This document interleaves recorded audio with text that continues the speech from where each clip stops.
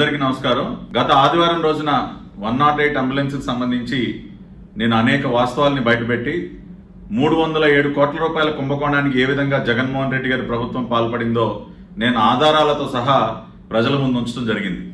అంటే ఈ కుంభకోణానికి సంబంధించినటువంటి అనేక జీవోలు కానివ్వండి, డాక్యుమెంట్స్ అన్ని కూడా ఆ రోజున నేను ప్రజల ముందు ఉంచి ఏ విధంగా అత్యంత నీచంగా పేదవాడి ప్రాణాలు కాపాడేటటువంటి 108 అంబులెన్స్ సర్వీసుల్లో కూడా 307 కోట్ల రూపాయల కుంభకోణానికి ఏ విధంగా పాల్పడిందో నేను ప్రూవ్ చేయడం జరిగింది. కానీ ఆ తర్వాత చాలా ఆశ్చర్యకరంగా దాదాపు 72 గంటల పాటు ఎక్కడా కూడా ఎటువంటి స్పందన లేదు జగన్మోహన్ రెడ్డి గారి ప్రభుత్వం వైపు నుంచి. సంబంధిత శాఖ మంత్రి గారు, ఆరోగ్య శాఖ మంత్రి, ఉప ముఖ్యమంత్రి గారు ఆళ్ల నాని గారు కానివ్వండి, ఈ కుంభకోణానికి బాధ్యుడైనటువంటి విజయసాయి రెడ్డి గారు ప్రతిరోజు 10-15 ట్వీట్లు పెట్టి ఒక ట్విట్టర్ రెడ్డిగా పేరు తెచ్చుకున్నటువంటి విజయసాయి రెడ్డి గారు మరి కనీసం ఒక్క ట్వీట్ కూడా పెట్టలేకపోయారు సమాధానం చెప్తూ. మరి ఇంత పెద్ద కుంభకోణానికి కావాలని తన వియ్యంకుడికి మేలు చేయడం కోసం అరబిందో ఫౌండేషన్ వ్యవస్థాపకుడైనటువంటి రాంప్రసాద్ రెడ్డి గారు స్వయంగా విజయసాయి రెడ్డి గారు వియ్యంకుడు, మరి ఆయనకు మేలు చేయడం కోసం ఇంత పెద్ద కుంభకోణానికి పాల్పడి కనీసం జవాబు కూడా చెప్పుకోలేనటువంటి పరిస్థితిలో ఈ రోజున విజయసాయి రెడ్డి గారు ఉన్నారు. మరి ఆయన మౌనం వహించడం, దాన్ని బట్టే ప్రజలందరూ కూడా అర్థం చేసుకున్నారు నిజంగా కూడా 108 అంబులెన్సుల నిర్వహణలో పెద్ద ఎత్తున స్కామ్ జరిగిందన్న వాస్తవం ఎప్పుడైతే మీరు మౌనం వహించారో ఆ రోజునే ప్రజలందరికీ కూడా అర్థమైంది. కానీ నిన్న సాయంత్రం రాత్రి 8 గంటల ఆ ప్రాంతంలో, అంటే జగన్మోహన్ రెడ్డి గారి ప్రభుత్వానికి అంటే అన్ని కూడా రాత్రులైన తర్వాత చేయటం అలవాటు. ఎటువంటి తప్పుడు పనులు చేయాలన్నా, చీకటి పనులు చేయాలన్నా కూడా వీళ్ళు రాత్రి 8 గంటలకో 9కో 10కో చేస్తూ ఉంటారు. ఆ విధంగా నిన్న రాత్రి మీడియా వాళ్ళకి ఒక నోట్ పంపించడం జరిగింది. ఏంటా నోట్ అని చూస్తే clarifications on procurement of 108 and 104 vehicles and service provider అని ఒక నోట్ పంపించారు. సరే ఏముందా ఈ నోట్లో అని చూస్తే పూర్తి పచ్చి అబద్ధాలు, అన్ని అవాస్తవాలు. ఏం చెప్తా ఉన్నారండి వీళ్ళు? గత 5 సంవత్సరాల కాలంలో అసలు అంబులెన్స్లే తిరగలేదంట, రాష్ట్రంలో పూర్తిగా నిర్వీర్యం అయిపోయిందంట, అంబులెన్స్ వ్యవస్థ అంతా కుప్పకూలిపోయిందంట. ఇప్పుడు నేను కొన్ని ప్రశ్నలు అడుగుతా జగన్మోహన్ రెడ్డి గారి ప్రభుత్వాన్ని. అయ్యా 2015 జూలై 3వ తేదీన జీవో నెంబర్ 366 ద్వారా 278 అంబులెన్సుల్ని, కొత్త అంబులెన్సులు కొనుగోలు చేసింది ఎవరండి? చంద్రబాబు నాయుడు గారు కదా. ఆ రోజున అంబులెన్స్ వ్యవస్థను ఇంకా పటిష్టపరచాలని అధికారంలోకి వచ్చిన మొదటి సంవత్సరంలోనే 278 అంబులెన్సులు కొనుగోలు చేయడం జరిగింది. అదేవిధంగా గిరిజన ప్రాంతాల్లో ఉన్నటువంటి గిరిజనులకు సేవ చేయడం కోసం 2 వీలర్ అంబులెన్సులు ప్రవేశపెట్టాం దేశంలోనే మొట్టమొదటిసారిగా. అంటే అడవి ప్రాంతాల్లోకి అంబులెన్సులు వెళ్ళలేవన్న అంశాన్ని గుర్తించి 2 వీలర్ అంబులెన్సులు తీసుకొచ్చింది చంద్రబాబు నాయుడు గారు.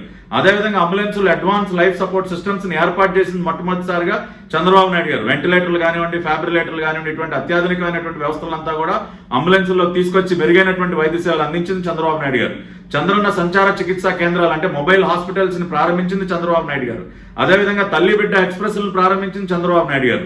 అంటే గర్భిణీ స్త్రీలను ఆసుపత్రుల్లో తీసుకెళ్లడం కానివ్వండి, బిడ్డను జన్మనిచ్చిన తర్వాత ఇంటికి చేర్చే వరకు కూడా వారికి సేవ చేయడం కోసం తల్లి బిడ్డ ఎక్స్ప్రెస్ తీసుకొచ్చాం. ఎవరైనా మరణిస్తే దురదృష్టవశాత్తు ఆసుపత్రిలో వాళ్ళ పార్థివ దేహాన్ని ఇంటికి తీసుకెళ్లడం కోసం మహాప్రస్థానం వెహికల్స్ ని ప్రారంభించి ఈ విధంగా అనేక సంస్కరణలు వైద్య రంగంలో తీసుకొచ్చి కొత్త అంబులెన్సులు కొనుగోలు చేయడం కానివ్వండి, అడ్వాన్స్ లైఫ్ సపోర్ట్ సిస్టమ్స్ పెట్టడం కానివ్వండి, 2 వీలర్ అంబులెన్సులు కానివ్వండి, మొబైల్ హాస్పిటల్స్ కానివ్వండి, తల్లి బిడ్డ ఎక్స్ప్రెస్ లో మహాప్రస్థానం, ఇట్లా ఇన్ని రకాలైనటువంటి చర్యలు మేము చేపడితే ఏ విధంగా అంటారండి అంబులెన్స్ వ్యవస్థ మొత్తం పడుకుందని చెప్పి? మీరు చెప్పేదంతా కూడా పూర్తి అవాస్తవం. ఈ వాస్తవాలన్నీ కూడా మీరు కాదనలేరు. అదేవిధంగా వీళ్ళు ఏం చెప్తారండి? మేము ఒక ప్రశ్న అడిగాం, మీరు ministry of health and family welfare నుంచి ఆరోగ్యశ్రీ ట్రస్ట్ కి ఎందుకు బదలాయించారు అంబులెన్స్లని?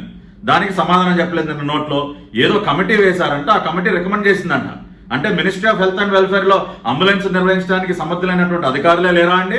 ఈ భూ ప్రపంచంలో రాజశేఖర రెడ్డి అనే ఒక వ్యక్తే, రాజశేఖర రెడ్డి అనే ఒక వ్యక్తే సమర్థుడా? అందుకని మీరు ఆరోగ్యశ్రీ ట్రస్ట్ కి మార్చేసి రాజశేఖర రెడ్డి గారు తీసుకొస్తారా? ఎందుకని సమాధానం చెప్పలేకపోయారు ఈ ప్రశ్నకి? అదేవిధంగా ఇంకో ప్రశ్న, మీరు ఫైనాన్స్ ఆప్షన్ వదిలేసి మీరు అవుట్ రైట్ క్యాష్ పర్చేస్ ఎందుకు వెళ్ళారంటే ఒక నిజమైతే ఒప్పుకున్నారండి పాప మీ పెద్ద మనుషులు. వీళ్ళు ఏమంటారండి? Bidders express there non willingness in bidding due to financing model అంట. అంటే కనీసం ఒక 80 కోట్లు అప్పిచ్చే పరిస్థితి కూడా మీకు లేదా మీ ప్రభుత్వానికి? జగన్మోహన్ రెడ్డి గారు అంత దిగజారిపోయిందా మీ క్రెడిబిలిటీ? మీ ప్రభుత్వం ఒక క్రెడిబిలిటీ ఎప్పుడైతే మీరు 83,000 కోట్ల రూపాయలు అప్పు తెచ్చి రాష్ట్రం నెత్తిన పడేసి రాష్ట్రాన్ని అప్పుల ఊబులో ముంచేశారు. ఈ రోజున ఒక 70-80 కోట్ల అప్పు కూడా పుట్టే పరిస్థితిలోకి వెళ్ళిపోయిందని మీరు ఒప్పుకుంటా ఉన్నారా? అంత అధ్వానంగా తయారైంది ఆర్థిక పరిస్థితి. ఇంకొక పక్కన ఇంకేం చెప్తారంటే బీవీజీ సంస్థ గురించి. ఇది అసలు పూర్తిగా ఒక పనికిమాలిన సంస్థ అంట. వీళ్ళకి అసలు వీళ్ళు అంబులెన్స్ నిర్వహించే చేత కాదంట. నేను ఒక విషయాన్ని మీ అందరి దృష్టికి తీసుకురాదలుచున్నాను. ఫిబ్రవరి 26, 2019 global digital health partnership summit అని ఢిల్లీలో ఒక అంతర్జాతీయ సమిట్ జరిగితే ఆ సమిట్ లో union minister of health and family welfare and world health organisation ఇద్దరు కూడా బీవీజీ సంస్థ వారు ఆ మహారాష్ట్రలో అందిస్తున్నటువంటి సేవలను గుర్తించి వీళ్ళు అంబులెన్స్ సర్వీసులు మహారాష్ట్రలో సమర్థవంతంగా నిర్వహిస్తున్నటువంటి అంశాన్ని గుర్తించి ప్రపంచవ్యాప్తంగా 23 దేశాలకి దీనిని పరిశీలించమని చెప్పి ఇటువంటి బెస్ట్ ప్రాక్టీసెస్ ని అమలు చేయండి అని చెప్పి రికమెండ్ చేసింది వరల్డ్ హెల్త్ ఆర్గనైజేషన్. ఏ దేశాలు ఉన్నాయండి? Australia, Austria, Brazil, Canada, Estonia, Hong Kong, ఇవన్నీ దేశాలకి రికమెండ్ చేశారు, 23 దేశాలకి. మరి అటువంటి వరల్డ్ హెల్త్ ఆర్గనైజేషన్ గుర్తించినటువంటి ఒక సంస్థ, కేంద్ర ఆరోగ్య శాఖ మంత్రిత్వ శాఖ ప్రశంసించినటువంటి ఒక సంస్థ బీవీజీ అయితే అది వాళ్ళ ఆంధ్రప్రదేశ్ లో పనికి రాకుండా అయిపోయిందా? ఆఖరికి వాళ్ళ కాశ్మీర్, లడాక్ లో కూడా బీవీజీ సంస్థే వాళ్ళ సేవలు అందిస్తా ఉంది సార్. అంటే అత్యంత ఎత్తైనటువంటి కొండ ప్రాంతాల్లో కూడా సర్వీసులు అందిస్తూ ఉంటే వాళ్ళు మీకు పనికిమాలిన వాళ్ళలాగా అయిపోయారు. అంటే మీకు మంచిగా అంతర్జాతీయ ప్రమాణాలతో సేవలు అందించే వాళ్ళు ఎవరు మీకు అక్కర్లేదు, ఎందుకంటే కమిషన్లు రావు కదా మీకు. మీ కమిషన్లు కక్కుర్తి వాళ్ళు కాదన్నారు కాబట్టి వాళ్ళని తోలేశారు మీరు. మిగతా ఇన్వెస్టర్స్ అందరినీ ఆంధ్ర రాష్ట్రం నుంచి తోలేసినట్టు వాళ్ళు బీవీజీని కూడా తోలేయడం జరిగింది. ఇక అత్యంత ముఖ్యమైనది, చాలా గొప్పగా వీళ్ళు జ్యుడిషియల్ రివ్యూ గురించి మాట్లాడారండి. ఇది ఎంత పెద్ద కుంభకోణం, ఏ విధంగా వీళ్ళు జ్యుడిషియల్ రివ్యూని అడ్డం పెట్టుకుని అరవిందోకి వీళ్ళు మేలు చేశారో ఇప్పుడు నేను చెప్తాను.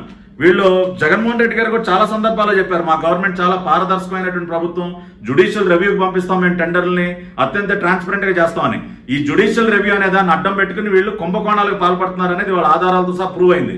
ఇవాళ ఈ 108 సర్వీసెస్ టెండర్ ను కూడా జ్యుడిషియల్ రివ్యూకి పంపిస్తే దానిలో వీళ్ళు ఎన్ని క్లాజులు మార్చేశారంటే, clause number 5.1.3 ambulance and upkeep and maintenance సంబంధించినటువంటి క్లాజు. అంటే ఎగ్జిస్టింగ్ అంబులెన్సెస్ లో ఎక్విప్మెంట్ ఏమైనా పాడైంది ఉంటే దానిని సర్వీస్ ప్రొవైడర్ మార్చి వాటిని మళ్ళీ సరిగ్గా తయారు చేసి ఉపయోగించాలన్న క్లాజ్ ఉంటే వీళ్ళు క్లాస్ 5.1.3 మేబీ డిలీటెడ్, ఆ క్లాజ్ ని డిలీట్ చేసేస్తారండి. అంబులెన్స్ స్టేషన్స్ నిర్మించి అంబులెన్స్ సరిగ్గా మెయింటైన్ చేయండి అన్న క్లాజ్ 5.1.4 ఉంటే clause number 5.1.4 ambulance stations maybe deleted. అంటే మంచి క్లాజులన్నీ డిలీట్ చేసేసి అరవిందో వాడికి ఏ ఖర్చు లేకుండా చేద్దాం అన్న జగన్మోహన్ రెడ్డి గారు అసలు అన్నిటికంటే ఇంపార్టెంట్ క్లాజు ప్రీ క్వాలిఫికేషన్ క్రైటీరియాలో experience of operating and maintaining 108 emergency response services ambulance for central, state government, PSUs and parastatal agencies అనే ఎగ్జిస్టింగ్ క్లాజ్ ఉంటే దానికి అదనంగా agencies in India or abroad, abroad అన్న పదాన్ని ఎందుకు తగిలించారు సార్? క్లాస్ నెంబర్ 6.1 లో ఎవరికి మేలు చేయడానికి తగిలించారు అంటే అరబిందో ఫౌండేషన్ కి దేశంలో ఎమర్జెన్సీ సర్వీసెస్ అంబులెన్స్ నిర్వహించడానికి అనుభవం లేదు కాబట్టి, ఒక ఎక్స్పీరియన్స్ లేనటువంటి సంస్థ అరబిందో కాబట్టి వాళ్ళ కోసం క్లాజ్ లో అబ్రాడ్ అనే పదాన్ని తగిలించి ఎవడో యూకేలో ఉన్నటువంటి ఒక కంపెనీతో జాయింట్ వెంచర్ ఏర్పాటు చేసి అరబిందో ఫౌండేషన్ మేలు చేస్తారా మీరు? ఇదేనా మీ జ్యుడిషియల్ రివ్యూ? క్లాజులు మార్చేయటాలు, క్లాజులు డిలీట్ చేయటాలు, ఇదేనా మీరు గొప్పగా చెప్పుకునేటటువంటి జ్యుడిషియల్ రివ్యూ? ఇంకా ఏం మార్చారండి? వెయిటేజ్, ఆఖరికి వెయిటేజ్ లో కూడా మార్పులు చేసి, క్రైటీరియాలో మార్పులు చేసి వీళ్ళు ఏం చెప్తారండి? Minimum ambulances numbers that are required for service provider should have maintain for any central or state government in each project should be 50 అని ఎగ్జిస్టింగ్ క్లాస్ లో ఉంటే దాన్ని 20 కింద మార్చేశారు. కనీసం 50 అంబులెన్స్లు నిర్వహించినటువంటి అనుభవం ఉండాలని ఎగ్జిస్టింగ్ క్లాస్ ఉంటే దాన్ని మార్చి 20కి తగ్గించేస్తారా? అరబిందో కోసమా? ఇంకా దేనికోసం? వెయిటేజ్ మార్కులు కేవలం ప్రెజెంటేషన్ కోసం 40 మార్కులు అంట. వీళ్ళు ఈ రకంగా వెయిటేజ్ మార్కులు మార్చేసి, క్లాజులు మార్చేసి, క్లాజులు డిలీట్ చేసి జ్యుడిషియల్ రివ్యూని అడ్డం పెట్టుకుని మీరు చేసినటువంటి అవినీతి ఏంటి? ఇదేనా మీ జ్యుడిషియల్ రివ్యూ? స్కాములకు పాల్పడటం జ్యుడిషియల్ రివ్యూ. కాబట్టి నేను డిమాండ్ చేస్తూ ఉన్నవాళ్ళు మీరు దీనికి ఏం సమాధానం చెప్తారు?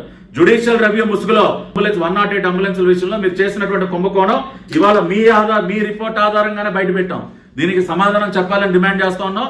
మీరు గతంలో లాగా రోజుల తరబడి మీరు సమాధానాలు చెప్పకుండా మౌనంగా కూర్చుంటే వాళ్ళు ప్రజలెవరు ఉపేక్షించే పరిస్థితిలో లేరు. కాబట్టి నేను ఛాలెంజ్ చేస్తూ ఉన్నా, మీరు ఇమ్మీడియట్ గా వాళ్ళ ప్రెస్ మీట్ పెట్టించగలరా? మీ హెల్త్ మినిస్టర్ తో, మీ ఆరోగ్య శాఖ కార్యదర్శి అయినటువంటి జవహర్ రెడ్డితో పెట్టిస్తారా? ఆళ్ల నానితో పెట్టిస్తారా? పంది కొక్కుల్లాగా ఇవాళ 108 అంబులెన్స్ లో ఇవాళ 307 కోట్ల రూపాయలు మింగేసి కలుగులో దాక్కుంటే కుదరదు. కలుగులో ఉన్నటువంటి దొంగల్ని బయటికి రమ్మనండి. విజయసాయి రెడ్డి వస్తాడా? ఆళ్ల నాని గారు వస్తారా? జవహర్ రెడ్డి గారు వస్తారా?